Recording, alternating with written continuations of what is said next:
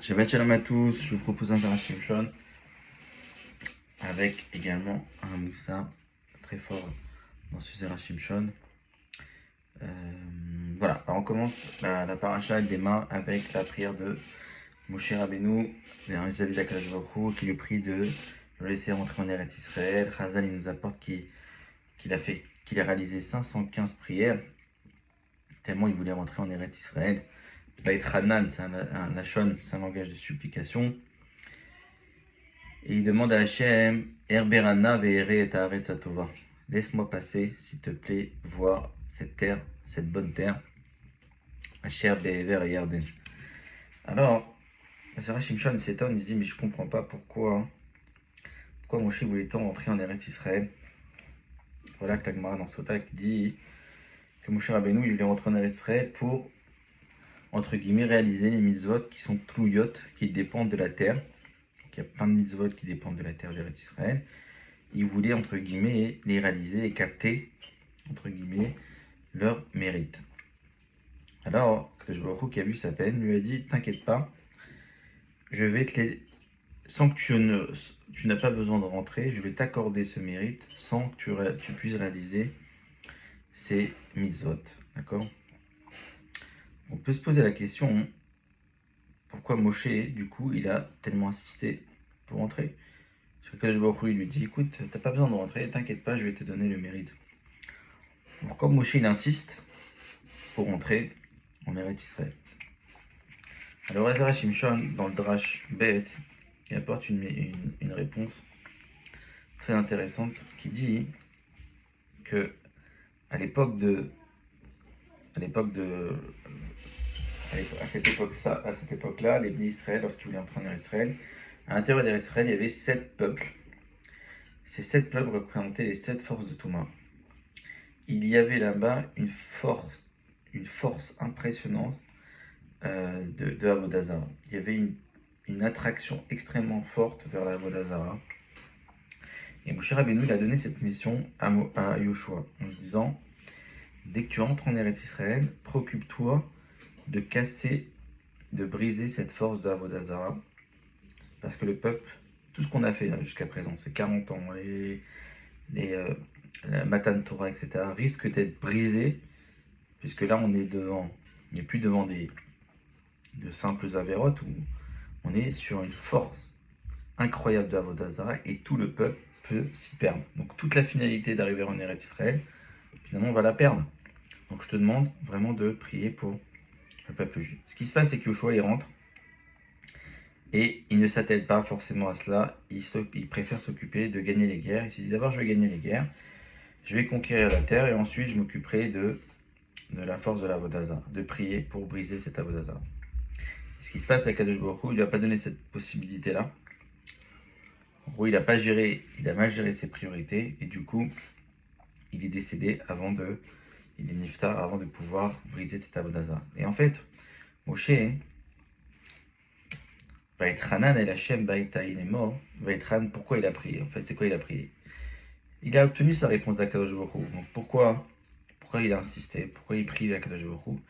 Il dit Ezra Shimshon, Baïtaï. Il a prié pour un moment. C'est quoi ce moment? C'est qu'il arrive un moment dans l'histoire, après Yoshua, où Ezra, fameux Ezra qui a institué énormément de choses dans la tradition juive, Ezra a Sofer, qui est venu, qui a prié et qui a détruit les forces de la Avodah Zarah. Il dit que, en fait, Moshe Rabbeinu, il a prié, Vaït Hanan.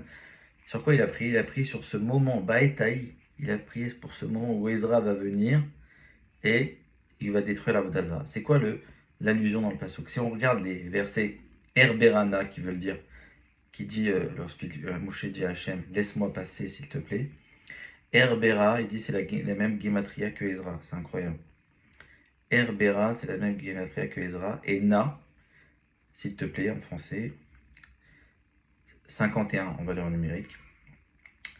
Ça représente, il ramène le Zera Shimshon dans le Sefer Rambam, dans sa Akdama du Rambam, qui a 51 châtiments liés à la faute de l'Avodah Zarah. Donc on voit qu'il y a une juxtaposition entre Herbera qui a la même valeur numérique que Ezra, Na qu'elle avait un numérique de 51. Donc 51 châtiments de Avodah Zarah et Ezra. Parce que Ezra, lui, va prier pour détruire justement la force de la Avodah Zarah. Et du coup, il va abolir tous les châtiments qui peuvent être liés à cette force de la Avodah Zarah.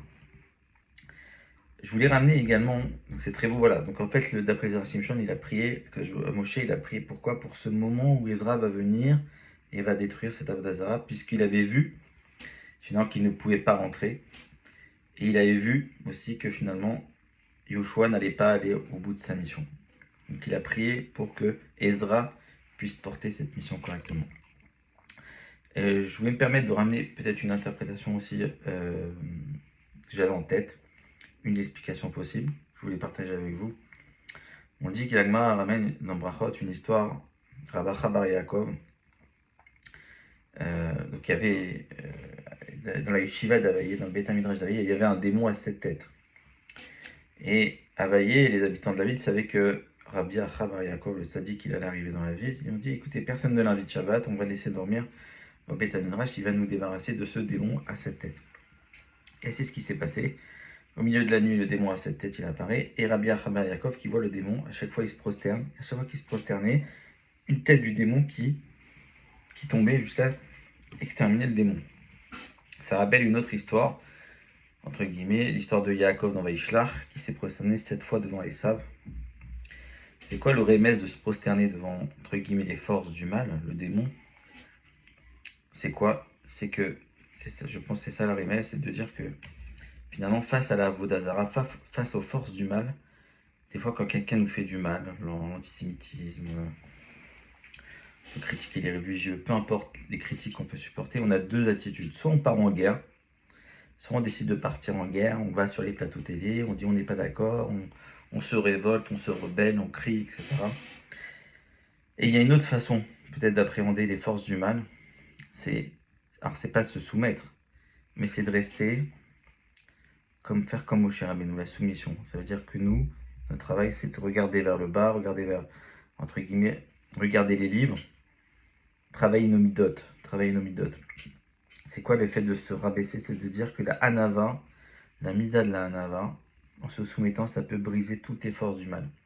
Lorsqu'un homme, il se soumet vis-à-vis d'Akadosh Baruch Hu, et non pas vis-à-vis de son oppresseur, lorsqu'un un homme remet tout entre les mains d'Akadosh Baruch Hu, d'accord, et donc en fait, il se soumet à Akadosh Baruch Hu, donc il connaît sa place, il dit à Hachem, moi ma place elle est en bas, et toi ta place elle est en haut, et je sais ce que tu peux m'apporter.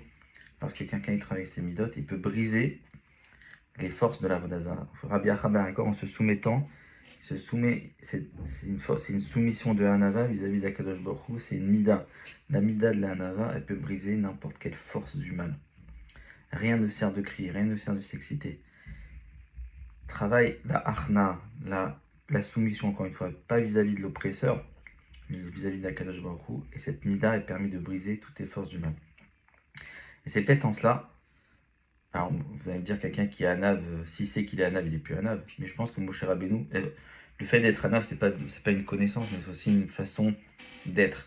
Moshe Rabbeinu, il savait qu'il portait en lui cette qualité, entre guillemets, qu'il travaillait minutieusement, et en gros, il savait qu'en rentrant en Eretz Israël, lui, avec sa mida de Hanava, il pouvait briser les forces du mal représentées par les 7 peuples, les 7 forces. Donc on voit les 7 forces et 7 peuples, le démon à 7 têtes dans l'histoire de Rabbi Yaakov, et enfin les 7 prosternations de Yaakov vis-à-vis de Esav. Donc le chiffre 7 représente les forces du mal, et la meilleure façon de travailler le mal, de combattre le mal, c'est travailler ses midot. Et la mida la plus belle sur laquelle on peut travailler, qui est la source de tous les bienfaits, c'est la mida de la Hanava. Se soumettre à Akadosh Baruch Hu, savoir qu'on n'est rien dans ce monde, ça permet de briser toutes les forces du mal. Voilà, je vous souhaite un Shabbat Shalom, que le Zchut du Zerachim Shon puisse nous apporter. Je vous rappelle que si c'est Elul, Ezrat Hashem, il y aura la Iloula. Tous ceux qui sont intéressés, vous pouvez vous faire connaître sur l'adresse mneshimshon@gmail.com. mneshimshon@gmail.com. Shabbat Shalom à tous.